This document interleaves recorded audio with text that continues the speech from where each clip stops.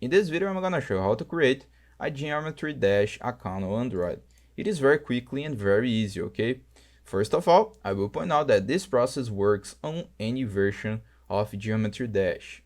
The first thing you need to do is install the app. So you need to come to Play Store and you need to buy the app, okay? You can also install Geometry Dash Lite, okay? In my case, I already have Geometry Dash.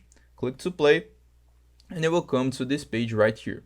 Then click on right here on options and on the first option, account. You will see three options. You come to the second option, register. Here you will put your username, your password, you will confirm your password, your email, and verify your email.